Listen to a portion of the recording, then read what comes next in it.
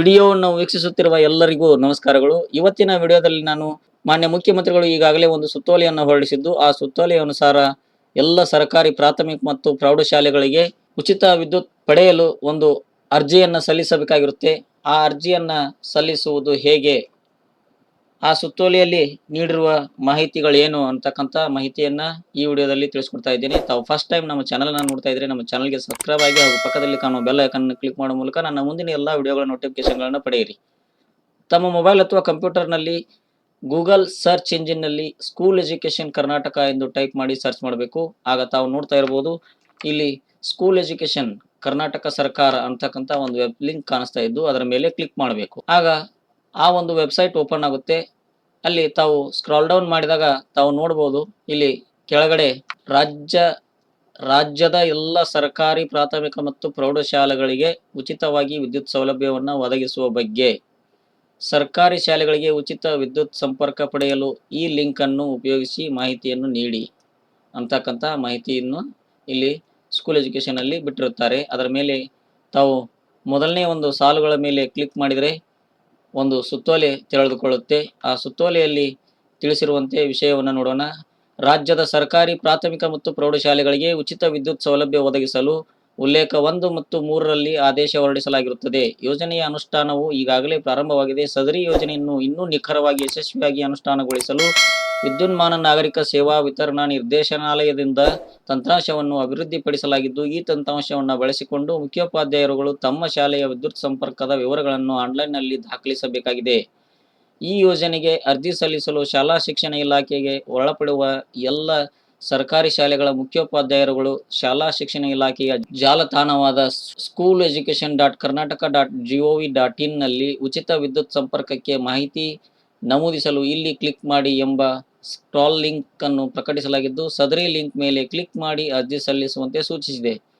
ಈ ಲಿಂಕ್ ಮೇಲೆ ಕ್ಲಿಕ್ ಮಾಡಿದ ನಂತರ ಸೇವಾ ಸಿಂಧು ಪೋರ್ಟಲ್ನ ವೆಬ್ ಪೇಜ್ ತೆರೆದುಕೊಳ್ಳುತ್ತದೆ. ಆ ವೆಬ್ ಪೇಜ್ನಲ್ಲಿ ಮುಖಪುಟದಲ್ಲಿ ಈ ಕೆಳಕಂಡ ಕ್ರಮಗಳನ್ನು ಶಾಲೆಯ ಮುಖ್ಯ ಶಿಕ್ಷಕರು ಅಥವಾ ಮುಖ್ಯಸ್ಥರು ನಿರ್ವಹಿಸಬೇಕಾಗಿರುತ್ತದೆ. ಸಂಬಂಧಪಟ್ಟ ಸರ್ಕಾರಿ ಶಾಲೆಯ UDIS ಸಂಖ್ಯೆಯನ್ನು ನಿಗದಿತ ಸ್ಥಳದಲ್ಲಿ ನಮೂದಿಸಿದಾಗ ಶಾಲೆಯ ಹೆಸರು, ವಿಳಾಸ ಮತ್ತು ಶಾಲೆಯ ಮುಖ್ಯೋಪಾಧ್ಯಾಯರ ಮೊಬೈಲ್ ಸಂಖ್ಯೆ ಹಾಗೂ ಶಾಲೆಗೆ ಸಂಬಂಧಿಸಿದ ವಿವರಗಳು ಪ್ರದರ್ಶಿತಗೊಳ್ಳುತ್ತವೆ. ಈ ವಿವರಗಳನ್ನು ತಮ್ಮ ಶಾಲೆಗೆ ಸಂಬಂಧಿಸಿದವು ಎಂದು ಖಾತರಿಪಡಿಸಿಕೊಳ್ಳಬೇಕು. ಸದರಿ UDISಗೆ ಲಿಂಕ್ ಮಾಡಲಾಗಿರುವ ಮೊಬೈಲ್ ಸಂಖ್ಯೆ ಶಾಲಾ ಮುಖ್ಯೋಪಾಧ್ಯಾಯರ ಮೊಬೈಲ್ ಸಂಖ್ಯೆಗೆ ಸ್ವೀಕೃತವಾಗುವ OTP ಯನ್ನು ಒನ್ ಟೈಮ್ ಪಾಸ್ವರ್ಡ್ ಅನ್ನು ನಮೂದಿಸಿ ದಾಖಲೆಗಳನ್ನು ಪರಿಶೀಲಿಸಿ ವ್ಯಾಲಿಡೇಟ್ ಎಂಬ ಬಟನ್ ಮೇಲೆ ಕ್ಲಿಕ್ ಮಾಡಬೇಕು. ತಮ್ಮ ಶಾಲೆಯು ಒಳಪಡುವ ವಿದ್ಯುತ್ ಸರಬರಾಜು ಕಂಪನಿಯ ನಿಯಮಿತವನ್ನು ಆಯ್ಕೆ ಮಾಡಿಕೊಂಡು ಶಾಲೆಯ ವಿದ್ಯುತ್ ಬಿಲ್ ನಲ್ಲಿ ನಮೂದಿಸಿರುವ ಅಕೌಂಟ್ ನಂಬರ್ ಅನ್ನು ನಿಖರವಾಗಿ ಪರಿಶೀಲಿಸಿಕೊಂಡು ನಿಗದಿತ ಸ್ಥಳದಲ್ಲಿ ನಿಖರವಾಗಿ ನಮೂದಿಸಬೇಕು. ಮಾಹಿತಿ ನಿಖರವಾಗಿರುವ ಬಗ್ಗೆ ದೃಢೀಕರಣ ವಾಕ್ಯದ ಬಟನ್ ಕ್ಲಿಕ್ ಮಾಡಬೇಕು.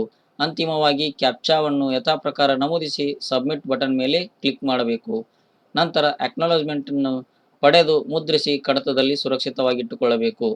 ತಮ್ಮ ವ್ಯಾಪ್ತಿಯ ಸರ್ಕಾರಿ ಶಾಲೆಯ ಮುಖ್ಯೋಪಾಧ್ಯಾಯರುಗಳು ತಮ್ಮ ಶಾಲೆಯ ವಿದ್ಯುತ್ ಸಂಪರ್ಕದ ವಿವರಗಳನ್ನು ದಿನಾಂಕ 10/10/2024 ತಪ್ಪದೇ ಭರ್ತಿ ಮಾಡುವಂತೆ ಕ್ರಮ ವಹಿಸಲು ಸೂಚಿಸಿದೆ ಅಂತಕ್ಕಂಥ ಒಂದು ಸುತ್ತೋಲೆಯನ್ನ ಮಾನ್ಯ ಆಯುಕ್ತರು ಶಾಲಾ ಶಿಕ್ಷಣ ಇಲಾಖೆಯವರವರು ಹೊರಡಿಸಿದ್ದು, ನಾವು ಈ ಒಂದು ಸುತ್ತೋಲೆಯ ಅನುಸಾರ ಕಡ್ಡಾಯವಾಗಿ 10/10/2024 ಒಳಗಾಗಿ ಈ ಒಂದು ಅರ್ಜಿಯನ್ನ ಸಲ್ಲಿಸಬೇಕಾಗಿದೆ. ಅದಕ್ಕೆ ಇಲ್ಲಿ ಸರ್ಕಾರಿ ಶಾಲೆಗಳಿಗೆ ಉಚಿತ ವಿದ್ಯುತ್ ಸಂಪರ್ಕ ಪಡೆಯಲು ಈ ಲಿಂಕ್ ಅನ್ನು ಉಪಯೋಗಿಸಿ ಮಾಹಿತಿ ನೀಡಿ ಅಂತಕ್ಕಂಥ ಅಕ್ಷರಗಳ ಮೇಲೆ ತಾವು ಕ್ಲಿಕ್ ಮಾಡಬೇಕಾಗುತ್ತದೆ. ಇಲ್ಲಿ ತಾವು ನೋಡ್ತಾ ಇದ್ದೀರಿ, ಸರ್ಕಾರಿ ಶಾಲೆಗಳಿಗೆ ಉಚಿತ ವಿದ್ಯುತ್ ಸಂಪರ್ಕ ಪಡೆಯಲು ಈ ಲಿಂಕ್ ಅನ್ನು ಉಪಯೋಗಿಸಿ ಮಾಹಿತಿಯನ್ನು ನೀಡಿ ಅಂತಕ್ಕಂಥ ಅಕ್ಷರಗಳ ಮೇಲೆ ಕ್ಲಿಕ್ ಮಾಡಿದಾಗ ತಾವಿಲ್ಲಿ ನೋಡ್ತಾ ಇರಬಹುದು, ಶಾಲಾ ಶಿಕ್ಷಣ ಇಲಾಖೆ, ಡಿಪಾರ್ಟ್ಮೆಂಟ್ ಆಫ್ ಸ್ಕೂಲ್ ಎಜುಕೇಶನ್, ಸರ್ಕಾರಿ ಶಾಲೆಗಳು ಮತ್ತು PU ಕಾಲೇಜುಗಳಿಗೆ ಉಚಿತ ವಿದ್ಯುತ್ಗಾಗಿ ಆನ್ಲೈನ್ ಅರ್ಜಿ, online application for free power to government school and PU colleges.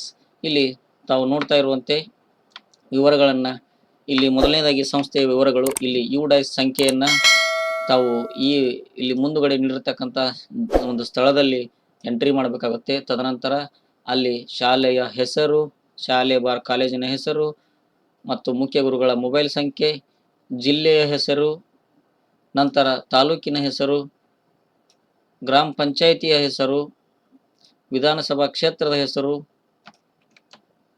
ನಂತರ ಶಾಲೆಯ ಒಂದು ವಿಳಾಸ, ಈ ಎಲ್ಲ ಆಟೋಮೆಟಿಕ್ ಆಗಿ ಇಲ್ಲಿ ಫೆಚ್ ಆಗುತ್ತೆ ಅಂತಕ್ಕಂಥದ್ದು.